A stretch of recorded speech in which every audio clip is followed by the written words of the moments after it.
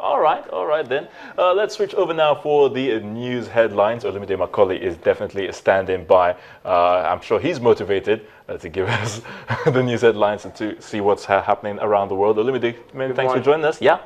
Good Great morning, to have you. The only thing that's motivating me is the fact that Barcelona are getting the reward for all the hard work that they put in. And I think it speaks volumes that the award that you said that Ronaldo won was a social media award. So I concur with Tayo against what Sisi said, that everybody loves Ronaldo. Yeah, everybody doesn't love you can Ronaldo. Say that. You can never say that. Many people love him, not everybody. Not everybody. Okay. Yeah. At least in Barcelona, they don't love him there. That's for sure. I don't think so. But what I'm really upset about is that Suarez wasn't chosen, shortlisted for the Ballon d'Or. Thank you. Yes, sir. You know, It could have just been MSN, the three of them. Yeah, it could have been. Cecilia. Yeah, but for me, like Olumide, for me, Neymar getting in ahead of Suarez. Should wait till next year. You should wait for next year. He's a great player. You can't His take time that will away from come, him, surely. okay. Olumide, please, the news. Thank you. And that's where we're going to begin. That is Kogi State. The governorship election has taken a more complicated turn, with the All Progressives Congress running mate to the late governorship candidate James Falike at odds with the party over their choice of Yahaya Bello as a substitute candidate for the late Prince Abubakar Audu. Youth in Abuja threw stones at the APC secretariat and on passers-by to register their grievances. The former running mate to the late Audu, Mr. James Falike, relaying the position of the party, says he's dissociated himself from the party's decision to field Mr. Yahaya Bello as the governorship candidate of the APC and himself as the running mate. He said he will boycott the supplementary election. A former Minister of State for Finance, Ambassador Bashiru Yuguda, has been arrested by the Economic and Financial Crimes Commission. According to our source in the EFCC, a team of operatives has been questioning Ambassador Yuguda, who served as minister under former President Goodluck Jonathan. Ambassador Yuguda is being quizzed for allegedly receiving suspicious payments from the office of the former National Security Advisor, Colonel Sambo Dasuki. A government spending control program called the Efficiency Unit has been inaugurated by the Minister of Finance, Kemi Adeosun. The unit is expected to monitor and cut recurrent expenditure amongst all the government's ministries. A director at the Debt Management Office, Mrs. Patricia Oniha, is leader of the unit, which will, amongst other things, assist the government to identify and reduce wastage in spending. And finally, outside the country, as the row between Turkey and Russia continues, Ankara has challenged Moscow to prove its claim that the Eurasian country shut down a Russian plane in order to protect its oil trade with Islamic State. The Turkish president said this while responding to the accusation by Russian President Vladimir Putin, who also said last week's downing of the plane was a huge mistake. The Turkish government has refused to apologize for the incident. For details of these stories and more, please go to our website, channelstv.com. It's back to you guys. All right, many thanks, Olumide, for the news headlines. And very quickly, do remember that you can be a part of this by sending us your comments and observations via our feedback mechanisms. Send us a mail to this morning, or sports this morning, rather, at channelstv.com.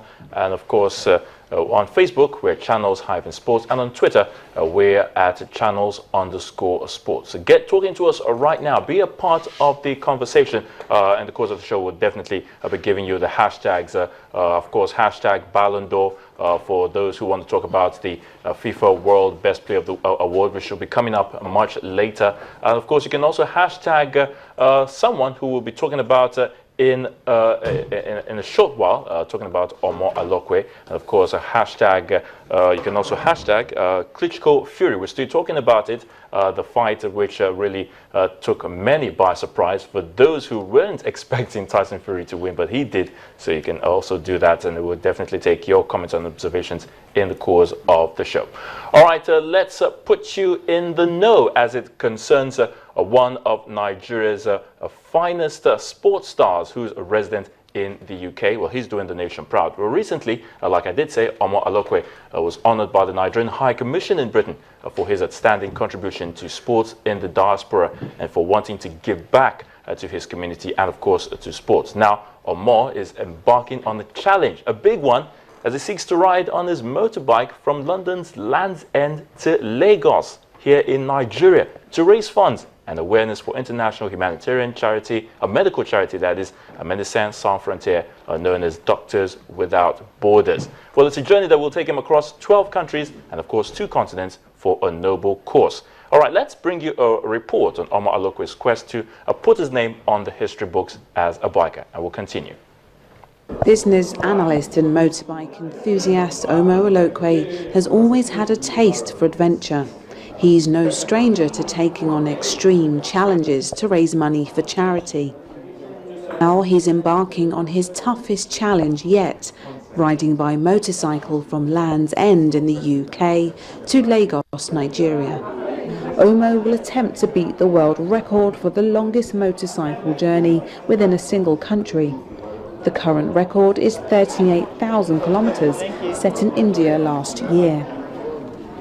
And what better way to send him off on his journey than from the home of bikers in the UK, the iconic Ace Cafe in northwest London.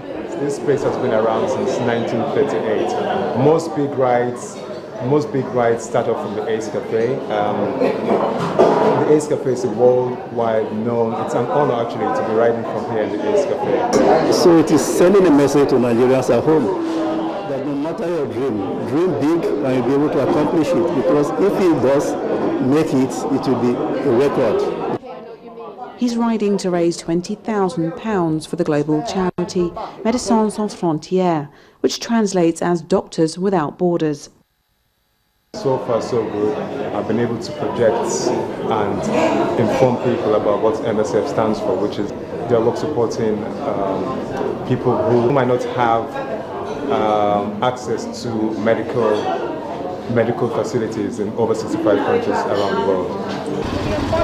He'll ride solo, passing through 2 continents and 12 countries along the way. So I start from the UK, going to France, Spain, Morocco, Western Sahara, Mauritania, Senegal, Mali, Burkina Faso, Togo, Benin, and Nigeria. So I'm not really worried. Hopefully, he'll have a safe and wonderful trip. So I'm not really worried. Omo will have to battle his way through a variety of terrain, from the snow-capped Pyrenees through to the sweltering Sahara Desert and tropical rainforests. Temperatures will range from -2 to a sweltering 49 degrees. He has to do everything on his own. He has to be his own mechanic, his own navigation expert, his own entertainment. So it's he finishes them, he gets an idea, and most run like it to be even more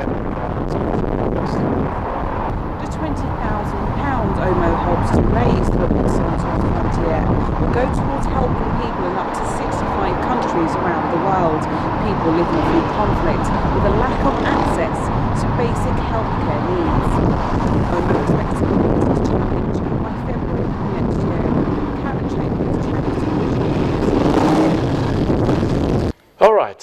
Yes, indeed, it's a tough challenge for Omo Alo, but you know, it's one thing to dream, and of course, it's another thing to achieve that dream. But I want to believe that he really is prepped up for this one. I don't know what you guys think, really.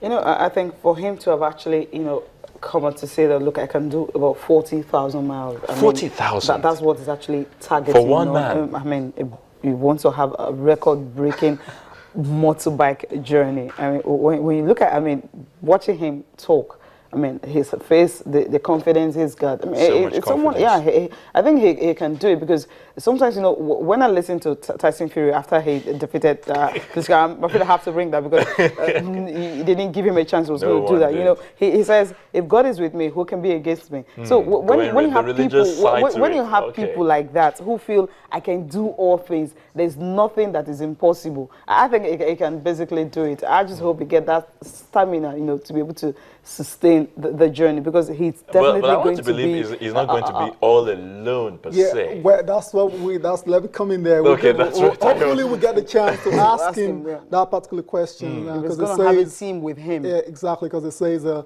solo bike ride, you know. So, but I want to believe surely he has to have a team that includes the medics as well too, just in case, because it's going to be physically and mentally exerting, and time will come where it needs medical attention. So hopefully we get the chance to ask him that particular question later on the show. But what is most impressive about this particular challenge for me is essentially doing it for charity. For charity. That's incredible. Like, who does that in 2015, you know, to embark on such a major, a very tough one. Now, what I'm saying is it's not something. You don't get it all the time. For you to come out and say you want to do something like as huge and people as tough like, as 12 this. countries. Are you kidding? Like, 12 countries. I think, you know, one concern is going to be the climate change. You're living, you know, London. You know, you're coming to different Africa, Burkina Faso, some African countries and all that. And if you get to Nigeria, it's pretty hot right now. I mean, you're looking at the climate change, the way it's going to go through all of them. I mean, adjusting to it and all. Although it's going to be having different camps, you know, in different of their centers. I mean, we have the Doctors Without Borders. Want to get to different centers, definitely want to relax and all that, stay in the guest house and everything. But, well, maybe he'll definitely get that stamina for him to be able to do this kind of job.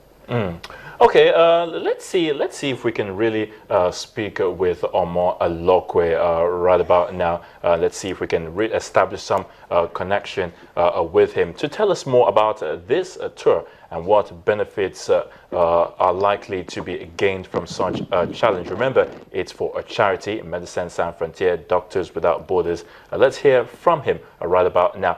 Many thanks for joining us, Omo Alokwe. Hi, hello. Thanks for having me online. Okay, we're really delighted about this challenge and embarking on this 40,000 kilometer, if I'm correct, 40,000 miles again. Forgive me there, but really tell us about this journey, which we understand has already begun for you. You're in Birmingham right about now. What informed your decision to take up such a huge challenge at this time and for charity? I've always liked riding motorcycles. I like traveling. I like meeting people, and I've been heavily involved with some charity work right from when I grew up in Nigeria. You know, the way we were brought up was to look after people who are less privileged. So it's something I'm used to. And, you know, just combining all my passions together came up with this right to ride to Nigeria. As you know, I'm Nigerian. I grew up in Nigeria. I did my university here in England. So, you know. Okay, Omo, we'll definitely try to establish re-establish connection with you, because we seem to be having some problems with the audio that's not sounding so clear. But please, we definitely would love to hear more from you concerning this one. So we'll definitely keep working at it, and we'll get back to you in the course of the show. So, but from what he said, guys, he sounds really optimistic, and you know, he doesn't, no pressures. No pressure at all. You know, it's relaxed. It's just relaxed. Yes. But you still want to ask medical team, right? No, we'll get there later. No, it's relaxed for now, but believe me, as the journey progresses, as it gets into the deserts and to the tropical, the Sahara Desert. Tropical you know, you talk about like the Dakar rally. Nerves. Yeah, a bit of nerves. You know, when you watch events like the Dakar rally and see the sand, and you'll be wondering in the heat, scorching heat. Exactly. You know, on the bike, not even in a race car or something. Yeah, that should be tough. Definitely, and it's just starting now. As I said. Progressing, as the journey progresses, it will get tougher for him, and probably begin to take its toll. Yeah, exactly. And there's very likelihood of nerves setting in, but he seems very confident and ready to go. So he needs a lot of luck. Good luck to him. But what he's doing is just impressive, and the fact that he's even attempting to do it alone, that's what it just gets to me. And I'm like, wow, that's amazing. and and doing it for charity again just makes it really it's like the icing on the cake for me. So good luck to Omo. Wishing him all the best. He needs a lot of luck to complete the task. And it's not going to end there, really, guys. You also know that by the time he gets to Nigeria, he's also going to be embarking on another challenge. Trying to break a record. You're trying to break a record. Yeah, a world record of moving around the country on a motorbike. Yes.